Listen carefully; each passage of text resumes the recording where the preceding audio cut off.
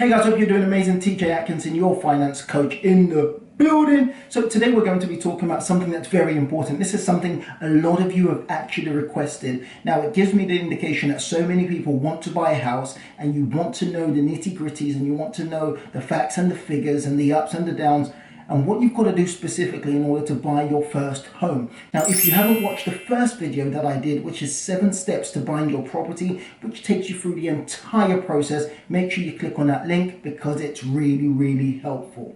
So today we're going to be talking about whether to use the Help to Buy scheme or the shared ownership scheme. I'm going to try my best to be as open and as forthright as possible. Some of you will not like what I have to say about the schemes. Some of you, it's going to be helpful, and for some of you, you might say, that's not what I expected, and it's just going to open your eyes to what's possible for your current situation.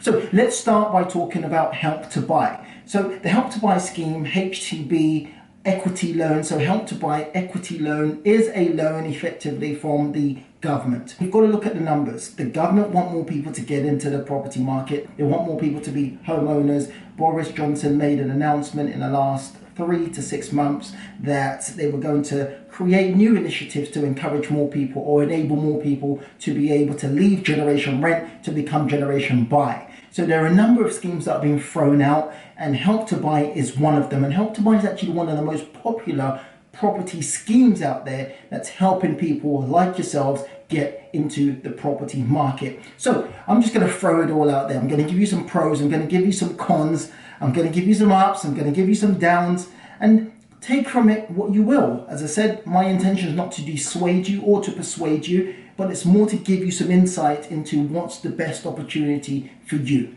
So with the Help to Buy scheme, the government will give you 20 to 40%. 40% if you're based in London, 20% elsewhere, and contribute that 20% or 40% to buy in your first home. So let me just give you some figures. If you decided you were going to buy a property outside of London and the property was 200,000, you're going to have to put down a 5% deposit. The government will put down a 20% deposit and the bank will fund the remaining 75%.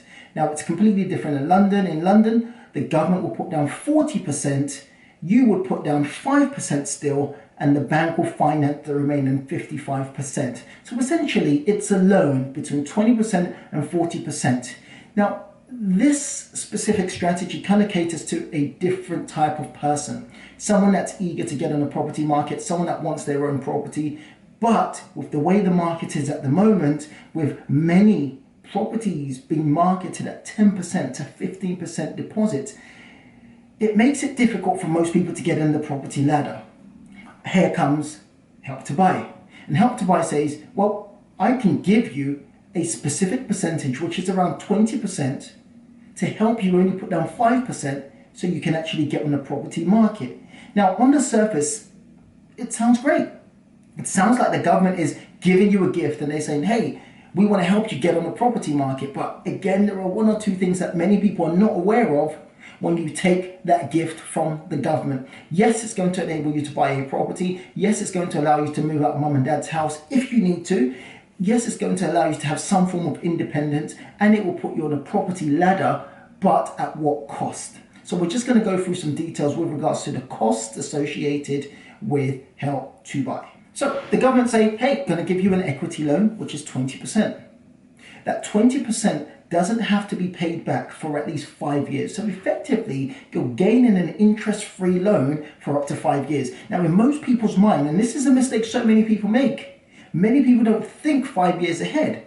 So you go with the assumption that, hey, it's free for 5 years. I'm going to find that money in 5 years and I'm just going to pay them back. But let's be totally honest. Realistically, where are you going to find an extra £40,000 to pay back the government? Now, go back to the example I gave earlier on. You want to buy a £200,000 home. You put down a 5% deposit. The government put down 20%. The bank finances the remaining 75%. Now, doing the maths again, that 20% that the government is putting down on a £200,000 home is £40,000. So you've got to ask yourself a simple question. Where on earth are you going to find £40,000 to pay back that government loan in 5 years' time? And people say, well, I'll work really hard. Yes, I'll get a pay rise, but the reality is you don't know what's going to happen in 5 years. So you get 5 years to enjoy the benefits of an interest-free loan, but what are you going to do in 5 years' time where the interest is dissipated and now there is a cost associated with that specific loan? Now, bear this in mind. You've got to pay your mortgage. Now you've got to pay back that loan as well. And I did some quick calculation, forget the interest rate, which we'll talk about later on, but let's just say barefaced, bare bones. If you were to pay a £40,000 back over a 5-year period, if you were going to save in order to pay that £40,000 back over a 5-year period, you've got to be willing or able to save at least £650 per month, which is the actual cost of a mortgage. So you've got to be able to do the numbers properly. Now, let's go back to some costs with regards to the Help to Buy scheme. So there isn't any direct cost for the first 5 years. There is a management cost. There is a management fee, which is actually £1 per month, which is £12 per year. Again, that's quite negligible. So you don't pay anything apart from the £1 per month, which is £12 per year. Problem, come 5 years. You've sat in your property, you've enjoyed your property. Now it's time to pay back the government. What you do? Now it's time to pay back the government. Now this is where things are going to get tricky for quite a few people who go down this route. Now this is where things are going to get a little bit tricky for people that go down the Help to Buy route, because the interest rate after 5 years shoots up significantly. So now remember, you've still got your mortgage to pay. Now you've got this loan to also pay back. What the government is expecting you to do in year 6 is to start paying back that loan, which means you're going to be hit right in the face with 0.7% interest rate, plus RPI, which is the retail price index, which is going to be based on inflation. That's for another video, plus 1%. Now let's go back to it. 1.75% plus RPI, which is around 3%, 3.5%, plus 1%. You work that out in your head. You're going to be paying a lot of money. So this is the conversation you've got to weigh up. You've got to ask yourself the cost of moving out of home, the cost of maybe renting, the cost of what you're going to have to pay if you cannot pay back that £40,000, in some cases £160,000 if you're buying in London. If you can't pay back that loan within the interest-free period, what are you going to do? Will you be able to balance paying your mortgage plus an extra £200 or £300 or £400 per month to pay back this loan or to service this loan? Those are the questions you've got to ask yourself. The problem here is, in my opinion, in fact, it's not my opinion, fact, with regard to the Help to Buy scheme, you've typically got to buy a brand new property. It's a shiny property. Most shiny and brand new properties tend to at least be overvalued, or prices are overinflated by at least 16%, maybe 16 to 20%. This is where the issue comes into place, because even if you consider remortgaging your property, you've got to have some equity in there to be able to take out some to pay back. So this is where a conversation needs to be had. You've got to weigh up your finances. You've got to know what you're doing before you get into it. Now, the other option that makes a little bit more sense is to remortgage your property, take on a new mortgage at a higher value, which is going to be significantly cheaper than the cost of servicing that Help to Buy interest rate. Is Help to Buy a good scheme? Yes, it's good for someone that needs to buy a property, or someone that's currently paying rent at the moment and you're able to buy instead of paying rent. And the truth is, in some case, paying rent probably makes a bit more sense than actually using the Help to Buy scheme. One thing, and the last thing I'm going to mention on Help to Buy, is the trickiest part. And this is the part that many people are not aware of. And this is the part that might actually grate your goat, or the part that might actually get under your skin a bit. Because the government have lent you 20% on your property, or in London, 40%. When you come to sell your property, you need to pay them an extra 20% on the increase, on the profit. Let me break this down for you. Let me give you some facts and figures. If your property was 200,000, you sell your property for 210,000, which means there's a £10,000 equity or £10,000 profit. when you sell the property, you've got to give the government back their £40,000. Remember the example we gave earlier, and that's £40,000 you give back to the government plus 20% of that £10,000, which is £2,000. So it means you're going to give the government back £42,000 based on the £40,000 that they gave you. That's bearing in mind if you're selling it before the interest rate. So it means you're not paying the interest, you've sold it before that period. But before you get any money out, you've got to pay them their money, and you've got to pay them the percentage in which they lent you the money, which is 20% or 40% if you are in London. If you're in London, I would be a bit more cautious. Yes, the property market is a little bit different here in London. And things tend to rally up really quickly. So it means in a shorter space of time, you might see some equity, you might see some profit, you might see some gains. Problem is, you've still got to pay back that 40% when you come to sell that property. As I said, the best option that I can consider from here is remortgaging, refinancing, taking on a larger mortgage. So for example, if the bank had lent you £150,000, Help to Buy gave you £40,000, you put down a £10,000 deposit based on a £200,000 property, it might make some sense to possibly remortgage the property to a higher value, which would be now a £190,000 mortgage, and then you pay a mortgage cost on £190,000. Problem with that, just before I round up, the only problem with that is you've got to have got a pay rise. You've got to be in a financial position to be able to afford a £190,000 mortgage, when previously you could only afford a £150,000 mortgage, hence why you got the Help to Buy scheme. So again, it's kind of a gift that kind of has curses. It's kind of a blessing, but at the same time, that has the potential to cripple you if you don't have a financial plan in place. So don't make the mistake of getting excited. Yes, you've got your own home. Yes, it's shiny. Make sure you're putting money aside to make sure that you are protecting your downside. Yes, it's amazing. You've got your own home. Yes, your friends can come over. You can have come down with me sessions. You can invite whoever you want over. You can have drinks. You can have parties. You can have dinner parties. You can do whatever the heck you want. But just remember that there is a financial cost, and you've got to pay that financial cost at a later stage. To many people, because it's in 5 years, they're going to forego it. But do me a massive favor. If you're watching this video, make sure you put a small plan in place. Make sure you're throwing a few pounds aside every single month, every single week, to start the process of protecting yourself when that interest rate kicks in 5 years' time.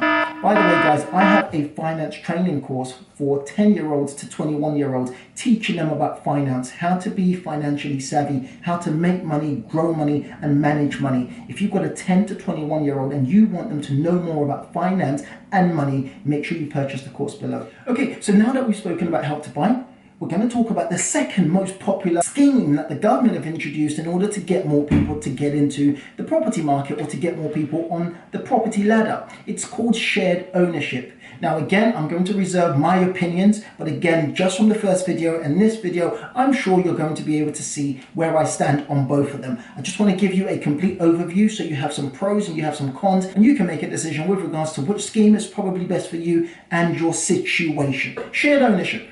In many cases, it's called staircasing. So essentially, you are going to buy a percentage of a property. Follow me on this. You will buy a percentage of a property, which is usually around 25% to 75%. So effectively, you find a property that's part of the shared ownership scheme. Remember, it's not every single property. So this, again, is a disadvantage, because you can't just see a brand new shiny property that you've fallen in love with and say, hey, I want that property and I'm going to purchase it using the shared ownership scheme. It doesn't work like that. There are a handful of properties that you can use for this specific scheme. And when I say a handful, it's still hundreds of thousands of properties, but it's not every single property. Going back to what I said with regards to staircasing, you are buying a percentage, you are buying a share of that specific property, and you own that specific share, and you pay rent on the difference.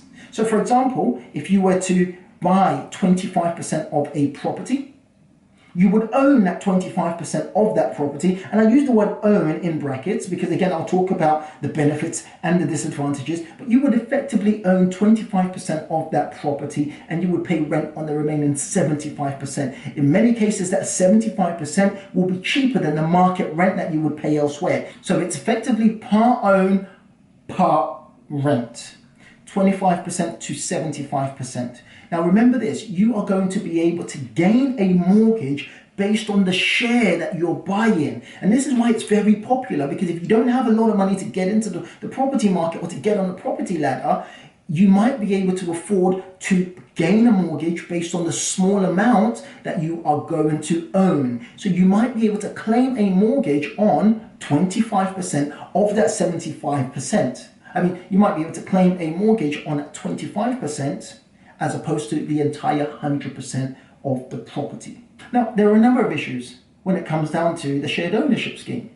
Most of these properties are leaseholds. Leaseholds tend to attract additional cost. So this is why you've got to weigh up and do the maths. If you're currently renting at the moment, you might be paying £1,000 a month. And if you buy a property using the shared ownership scheme, your mortgage might be £300 and you pay, let's say, £500 rent. So effectively it's £800. Now on the surface, just on paper, it looks like you're making a savings of £200. But because these properties tend to be leasehold, there tends to be an additional cost that's attributed to leasehold properties. And these are what we call service charge. Now service charges across the country can range from anything from £100 to £200 and in some cases more per month.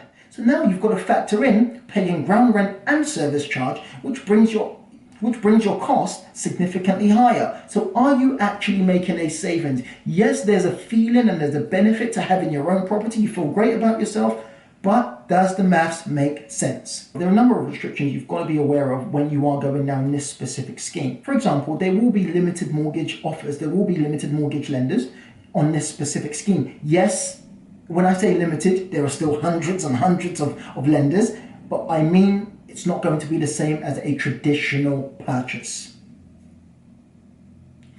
One of the main factors that I've come across that I find quite negative is there is a restriction on who you can sell the property to. Now, it sounds absolutely crazy because you've bought a property, but effectively, if you look at it properly, you've only bought a percentage of that property. So it means someone else, usually a housing association, has a level of control over the difference in what you've bought. You've bought 25%, someone still owns 75%. So one of the conditions are you are limited to who you can sell the property to. Because if you wanted to sell the property, the housing association or the developer will say, no problem at all, you can sell your property all you want, but we need you to allow us to sell it to somebody who's now trying to enter this specific scheme that you're on. In my opinion, it lessens your ability to negotiate when you're trying to sell your property. So even as a property investor, when I'm trying to sell a property myself, I can be very finicky with regards to who I sell it to. I can increase the price as I want to. I can play on market sentiment. But when it comes down to this, it's a little bit tricky because you've got to give your property to the housing association under your agreement, under your contract, and they will sell it to who they deem fit that's using the shared ownership scheme. The shared ownership scheme is there to help people on a lower income to get into the property market. So it's difficult to gain the most that you can out of selling your property. You've got to take into consideration that if you are paying rent, it's a commercial endeavor. You're paying rent to a landlord, usually a developer or a housing association. So who's to say that they're not going to increase the rental value over time? Again, these are things you've got to weigh up. Is it worth using this scheme? Because the developer or the association could say, hey, well, you're currently paying £500 per month. Next year, I want you to pay £600. And you've still got service charge. Service charges could go up. One of the benefits of the shared ownership scheme, as I mentioned before, is the concept of staircasing. Staircasing means you can purchase additional shares in your property. Remember, if you started with 25%, you could purchase another 10% and another 10%. It's usually in increments of 10%. So let's say you come across some money, you win the lottery, grandmother passes away and leaves you some money, you find some money on the floor, which is not your money, but let's say you come across some money and you want to buy an extra piece of your property. In many cases, the staircasing function can only be activated after 1 or 2 years. So if you came across a bit of money in the first year, you're not going to be able to purchase an additional part of your property during that first year. And in some properties, it's up to 2 years. For example, in some properties, the developer or the association want to get as much rent as possible from you before they lose a share of their property. Because remember, you're buying a percentage of the property, and that percentage becomes part of your mortgage. This leads to an additional cost that people do not think about or no one tells you about. If you are purchasing an additional part of your property, there are costs involved. This is the thing that's so important. And when you factor in all these costs, then you've got to weigh up and say, is it worth it? Am I better off staying where I am until I can save a 10% deposit, or I can save a 15% deposit? This is the problem. If you're going to add an additional level, staircase, pay some money to buy more shares in your property, then you're going to have to pay valuation fees. A valuation fee can be anything from £300 to £700. Then you're going to have to pay mortgage fees. That could be anything from £300 to another £700. So we're looking at the worst case scenario, £600 to £1,400, just to add more money to buy a percentage of your property. Before I round up on this, because I think it's such an important topic to talk about these two schemes. Yes, it's banded as the best option, but in reality, is it the best option? Is it the best way for you to get on the property market? Yes and no. Yes, because it allows you the freedom to have your own place. But you've got to be super organized, and you've got to be so financially savvy and have a plan in place. And if you are someone like that, then yes, it makes sense. But if you're scatty with money, if you're bad with money, then I would think twice. Yes, it gives you the ability to buy your own property, but at the end of the day, if you're going to end up losing the property because properties get repossessed if you can't keep up with the payments, if you're going to end up losing it and losing your ability to be mortgageable, then maybe right now is not the best time. Maybe the scheme is not the best scheme for you. I want to address something very quickly, and this is something I read up while I was doing some research on this. And it's very important to know this. Most people make up these rules. We make it up as we go because we don't read the fine prints. With regards to the shared ownership scheme, this is something that really baffled me when I came across it during my research.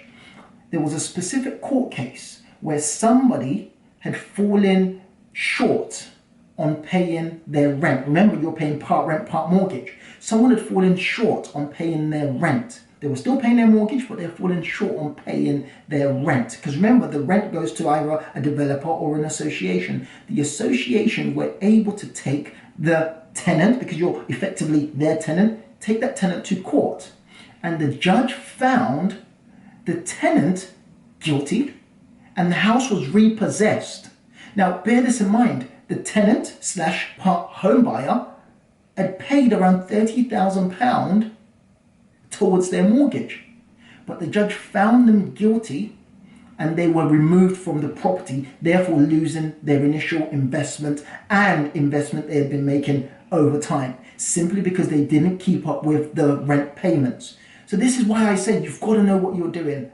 You've got to know exactly what you're doing, and you've got to be in a position mentally and financially to jump into these schemes. But one thing that I think is a great idea that many people should focus on more, as opposed to trying to jump before you can walk, is to consider finding a good friend, a family member, and doubling up with them. Now, this helps you if you've got some savings and they've got some savings and you both need to move out of your home, then it's a really good idea where you can both double up together, you both put down a percentage of the mortgage, you both live together, and you're both responsible for paying your mortgage on time. That could really help a number of people. If you find someone that you trust, someone in your same situation, someone that's good with money as well. Now again, remember this could easily cause issues. So it's got to be someone you trust and someone you've got a good long-term relationship with. Don't go and do it with your boyfriend that you just met yesterday, because there will be tears. But guys, look, if you got some value from this video, make sure you like, comment and subscribe. Let me know in the comment section if you got some value from this. If you know someone that's thinking about buying their property and they're thinking about using one or two of these schemes, make sure you show them this video, show me some love, and send this video to friends and family as well.